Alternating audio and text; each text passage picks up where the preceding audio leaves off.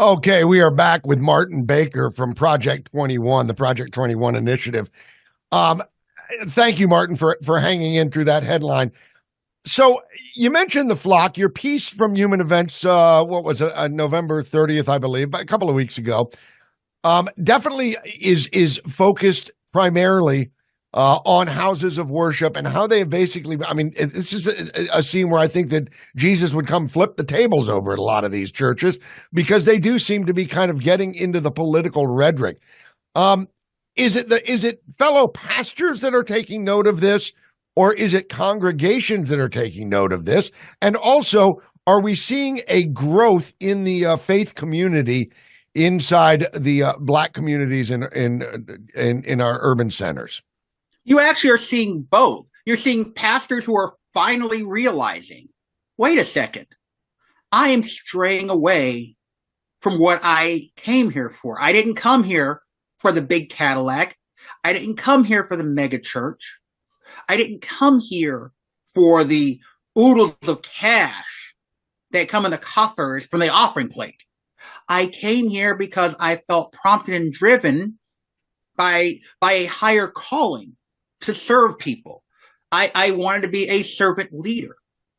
And then in turn, that's radiating to congregants who are saying, this person is not teaching faith-based things. This does not vibe and jive with what I came here for. And they are either calling the pastors to task, calling them to repentance to do the right thing, or they are leaving to go to somewhere else. They will find a faith that best matches their views and their values. And these pastors are starting to wake up to that. When they see 100 people one Sunday, and then they suddenly see 75, and then it's 50, and then all of a sudden it's 10, and 9 of them are your family members. You know there's a problem. Yeah. And you're seeing, you think that some of these pastors are seeing this, huh?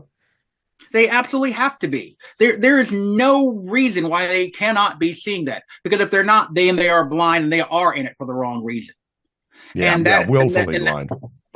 And that's sad, and it's a sad experience. Because if you claim to be a professor of any gospel, regardless of what the name of the church is on your building, if you claim to be a follower of Christ, you're going to do everything that you can to bring those Christ-centered principles into the foray.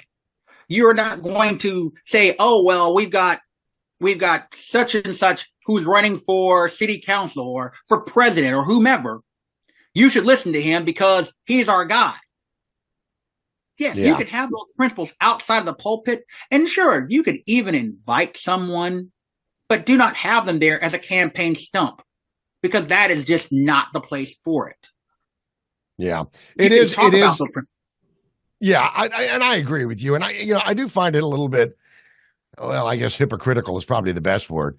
When you get politicians, and you're right, it's from both sides of the aisle, but when we're talking about Black congregations and Black pastors and Black churches in mostly blue cities, it tends to be lots of Democrats, and they will sit there and scream and scream and scream about separation of church and state. Don't, never the two shall cross. How dare you have a 10 commandments on a public property, or don't put up a manger scene on the public library lawn.